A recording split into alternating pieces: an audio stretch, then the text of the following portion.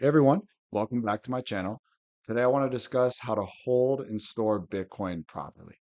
So there's many different ways to hold your Bitcoin and a couple of very important reasons why you should secure it properly.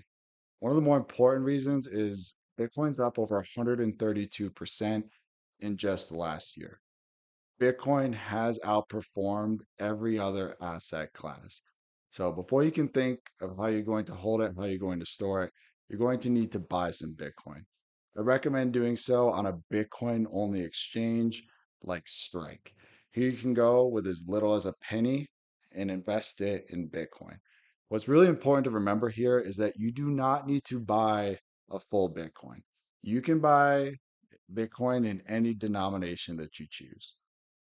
Another really good exchange that's Bitcoin only is Swan Bitcoin. Here you could set up a recurring buy. That's where every time you get paid once a month, once a week, you set up a recurring buy to automatically invest a portion of that into Bitcoin automatically every single paycheck. So once your Bitcoin has become a medium or a large amount of Bitcoin on the exchange, you'll need to begin to think about how you're going to secure this long term.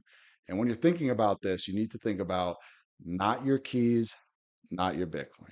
Your private keys affect custody of your asset, and Bitcoin wallets have a very secure 12 or 24 word private key. When your Bitcoin is on the exchange, you do not have that private key. The exchange actually has custody of your Bitcoin. What you have is an IOU from the exchange so that if you want to sell it, if you want to move it, you ask the exchange permission and hopefully they grant it to you to move it somewhere else or to sell it back for dollars. Holding it on an exchange is not the best way to hold Bitcoin long term. There's many of the examples of this throughout history, like Mt. Gox in 2014 wasn't actually holding the Bitcoin that it said it was, or FTX in 2022 was rehypothecating the Bitcoin to take on riskier bets that didn't pan out. When the clients wanted their Bitcoin back, Sam Bankman-Fried and FTX did not have the Bitcoin to pay the clients back. Another vehicle that's brand new as of January of 2024 for getting price exposure to Bitcoin is through the ETF or the Exchange Traded Fund. So you can now buy Bitcoin just like you buy any other stock.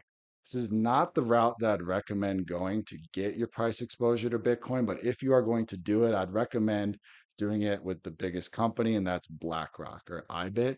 They have the largest total assets under management. So if you just type in the ticker IBIT anywhere where you can buy a stock, you can then gain some price exposure to Bitcoin.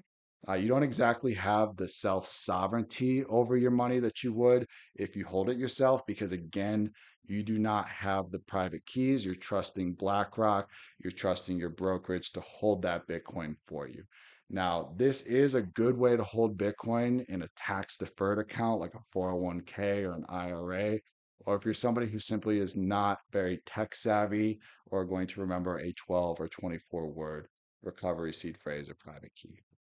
The two main ways that people interact with Bitcoin after they take it off an exchange is with a software wallet or a hardware wallet.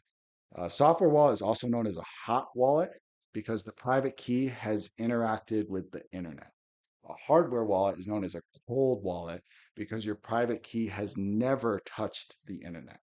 There's reasons to use both. A software wallet is convenient when you're transacting in Bitcoin.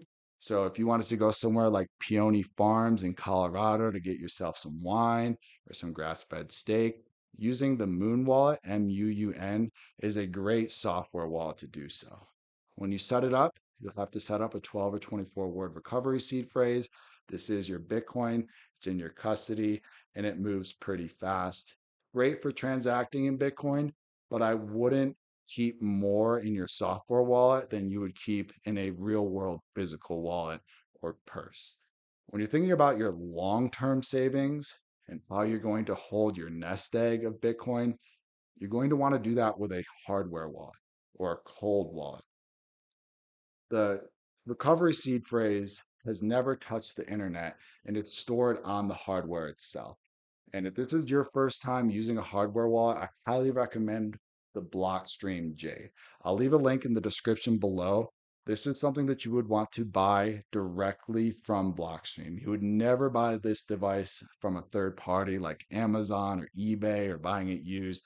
There's a high chance that there's malware, the device is bugged, or that somebody already has access to the recovery seed phrase. So the recovery seed phrase will be generated on the device itself. It never touches the internet. You can write it down on a piece of paper, or you could punch it into a piece of metal. This way it can survive a flood, a fire, or God forbid, any other natural disaster. Another hardware wallet that's a really great one to use is the Coinkite Coldcard. This one is a little bit more advanced. It is a little bit more expensive, and you have to interact with it on a desktop wallet such as Sparrow, where the Blockstream Jade, you can download an app right on your phone, interact with it on your phone, write your recovery seed phrase down separately. This way, it never touches the internet. So, if this is your first hardware device, highly recommend the Blockstream Jade. Leave a comment down below with what hardware you're using, what exchange you use. And if you found this video helpful, please leave a like and please subscribe to the channel. Thanks, and I'll see you in the next one.